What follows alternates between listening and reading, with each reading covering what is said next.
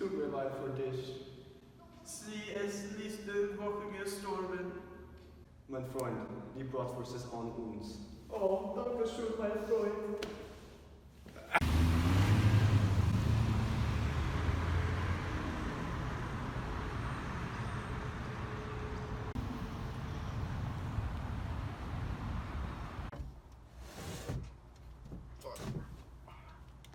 Hi, sir. Do you want ketchup with your hot dog? Back to you. By now, you should have somehow realized what you gotta do. I don't believe that. I'm so sorry. My wife just died. Okay. Do you want ketchup with that? I don't know, man. Sir, you're holding up the line. All right, fine, sure.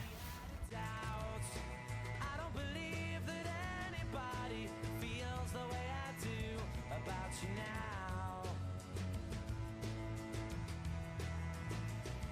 And all the roads we have to walk are winding. And all the lights that lead us there. Humans are innately social creatures. Even since prehistoric times, we've banded together with one another for reasons deeper than just survival.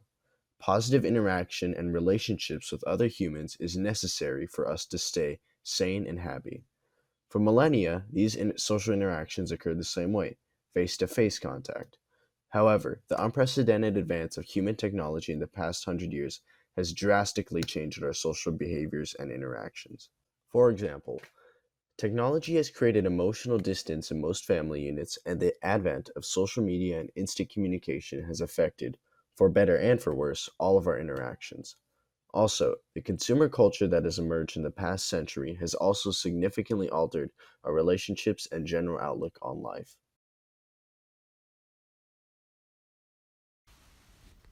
Over time, distance between family members has increased, which can be seen through various historical examples. For example, during the 17th century, the family functioned as a single unit. Every single member worked for the advancement of the family. There was this sense of equality between husbands and wives because they were essentially codependent in cottage industries. Entrepreneurs took advantage of the cheap, desperate labor, bought in bulk, and had peasants finish products in return for pay. For these reasons, families were very close-knit. However, after the Industrial Revolution, production became more efficient, factories were used, and the proletariat and bourgeoisie relationships developed. Husbands became the breadwinners as they left their homes for work, and wives lost influence and power in their families since they had to stay at home and care for their children.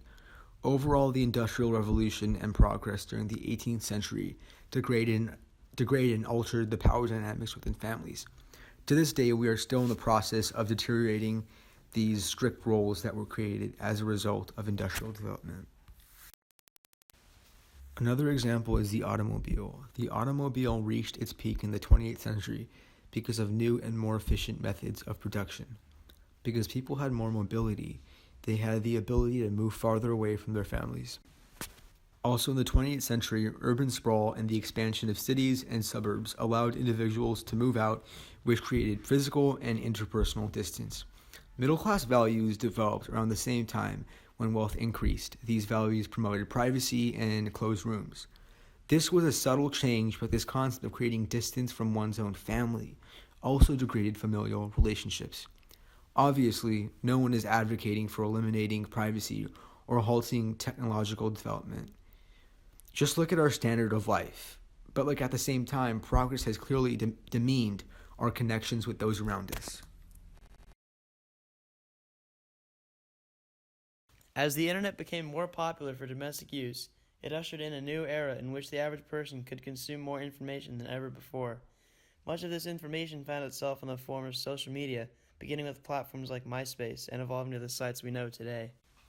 Social media can be addictive, releasing chemicals like dopamine and oxytocin into the brain, which offers a combination of praise and risk every time something is posted or viewed.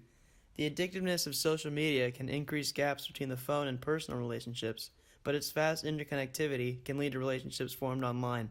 This is especially prevalent in the world of online dating.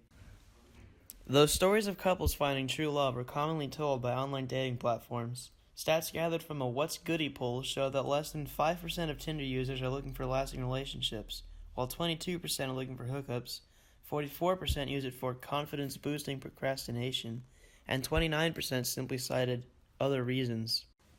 Dating apps like Tinder also add to a disconnect between expectations and reality. User photos are often taken at specific angles with specific outfits and makeup, and also go through digital photo doctoring, meaning dates may not be how they seem on their profiles. This practice of self-aggrandizing is seen all throughout social media and can contribute to depression in many users, as it seems like everyone else but them looks great and has fun all the time, even though posts are put through filters and show only the positive aspects of a user's life. These posts often feature material goods, and posters are sometimes paid to discreetly advertise, meaning users of social media can be subliminally persuaded to pursue material objects, contributing to a culture of materialism. The Industrial Revolution has fostered mass consumerism, which plagues most first world countries. Society started to prioritize achievement and material gain over authentic interactions and building relationships.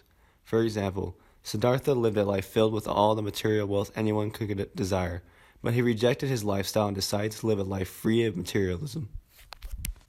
Initially, it was difficult for Siddhartha to find happiness, which was made clear when he quit his attempt to succeed in the city with Kamala. However, once he fled to the river, he was able to find ultimate happiness without materialism.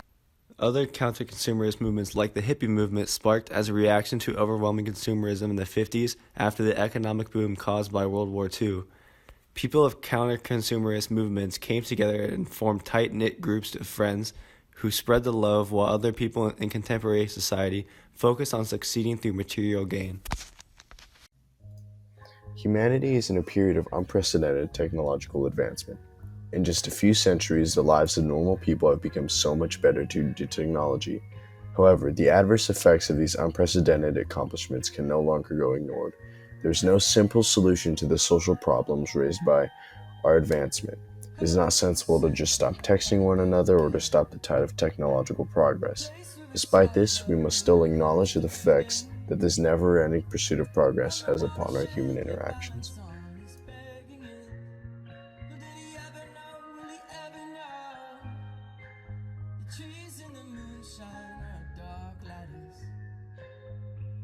See a catalog of the angle you notice.